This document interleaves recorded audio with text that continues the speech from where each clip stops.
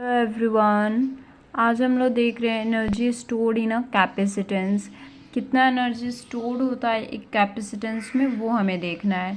तो energy is equals to work होता है, ये आपको पता है। तो हम वर्क निकालेंगे जो कि हमें पता चल जाएगा कि एनर्जी कितनी स्टोर्ड है कैपेसिटेंस में, ठीक है ना। तो यहाँ पे क्या लिखा है, amount of work done required to move the charge from one plate to another is equal to the electric potential energy stored in a capacitor. जितना अमाउंट का वर्क डन लग रहा है, रिक्वायर्ड है मूव करने में चार्ज को एक प्लेट से दूसरे प्लेट पे, वो इक्वल होगा electric potential energy stored in a capacitor के। Work has to be done in the store the charge Work has to be done to store the charges in a capacitor. This work done is in the form of electrostatic potential energy. जो work done जो लग रहा है, जो work done stored हुआ है capacitor के charge में, ठीक है, जो वर्क डन स्टोर्ड हुआ है कैपेसिटेंस में, वो जो होगा वो किस फॉर्म में होगा, इलेक्ट्रोस्टैटिक पोटेंशियल एनर्जी के फॉर्म में स्टोर होगा। जैसे कि यहाँ पे प्लेट ए है, प्लेट बी है, जिसको बैटरी से कनेक्ट किए हैं फर्स्ट वाले प्लेट को, एंड सेकेंड प्लेट को हमने अर्थ किया है, जो कि यहाँ पे पॉजिटिव चार्ज था, जिसको अर्थ कर दिया। यहाँ पे डिस्टेंस डी है, इलेक्ट्रिक फील्ड लग रहा है, प्लस क्यू चार्ज है, इधर माइनस क्यू चार्ज है, ये प्लेट ए प्लेट बी है, और यहाँ पे पोटेंशियल एनर्जी हम दे रहे हैं, ठीक है। तो consider a capacitor having capacity C and potential V है।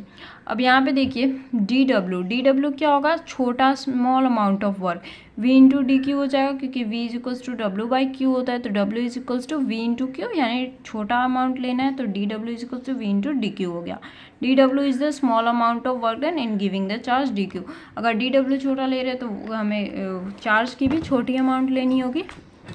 अब यहाँ पे देखते हैं, तो यहाँ पे देखिए डी डब्ल्यू क्या हो गया, वी इंटू डी क्यू, और हमें पता है C is equals to Q by V होता है, तो अगर वी निकालोगे यहाँ से तो क्यू बाई सी आ गया, तो डी डब्ल्यू यहाँ पे हो गया, एंड यहाँ पे वी की जगह पे आप क्यू बाई सी पुट कर दो इंटू डी क्यू। अब इंटीग्रेट करेंगे हम बोथ साइड, क्यों, क्योंकि यहाँ पे ये स्मॉल अमाउंट है, अगर हमें पूरा चाहिए फुल तो उसके लिए इंटीग्रेशन करते हैं, तो इंटीग्रेट कर देंगे दोनों साइड।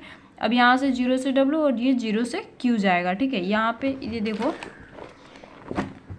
ये कितना हो रहा है, जीरो से क्यू चार्ज पे गया, ठीक है। वैसे ही जीरो से वर्क डन भी जीरो से डब्ल्यू वर्क डन गया, ठीक है ना। तो ये हो गया, 1/c कांस्टेंट है, क्यू का हम इंटीग्रेशन करेंगे।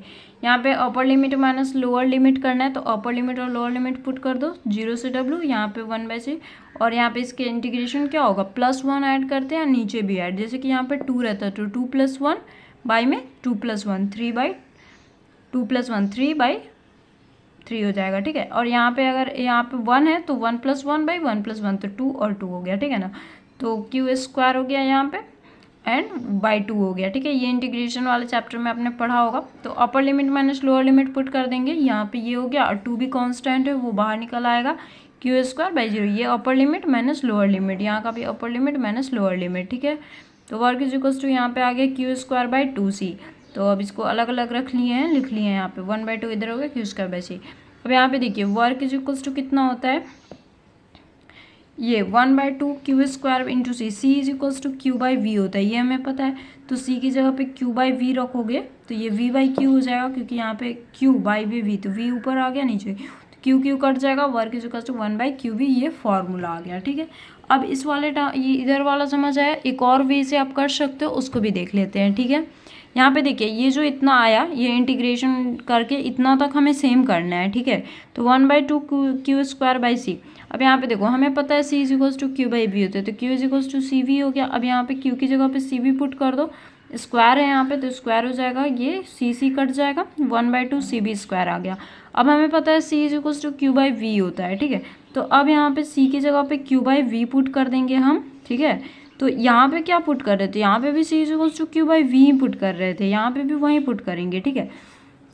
बस यहाँ पे क्यू की जगह पे आप सी भी पुट कर रहे हो, तो यहाँ पे सी की जगह पे क्यू बाई वी पुट करके इसको कटाओगे तो हाफ क्यू बी, तो हाफ क्यू बी दोनों तरफ से आ रहा है, ठीक है।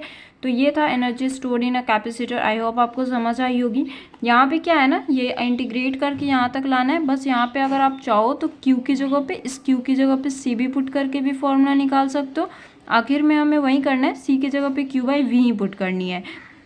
और अगर चाहो तो ऐसे भी पुट कर सकते हो, ये ज़्यादा इजी हो गया, मतलब ये भी इजी है, ये भी आप देख लेना, जो आपको अच्छे से समझ आई हो वो कर लेना, समझ दोनों आई होगी फिर भी देख लेना जो आपको इजी लगे। यहाँ पे भी वही है, c is to Q by V ही पुट करनी है, तो v ऊपर चला गया। तो बस ये इतना ही स्टेप है, बट अगर आप यहाँ से पुट करना चाहते हो q इज टू सी भी, तो ये थोड़ा स्टेप बढ़ जा रहा है, ठीक है। तो देख लेना जो आपको कन्वीनियंस हो वो कर लेना, ठीक है। तो energy stored in a capacitor ये था। आई होप आपको समझ आई होगी। कमेंट सेक्शन में पूछ लेना अगर कोई भी दिक्कत हो तो। मिलते हैं गाइस नेक्स्ट वीडियो के साथ, बाय।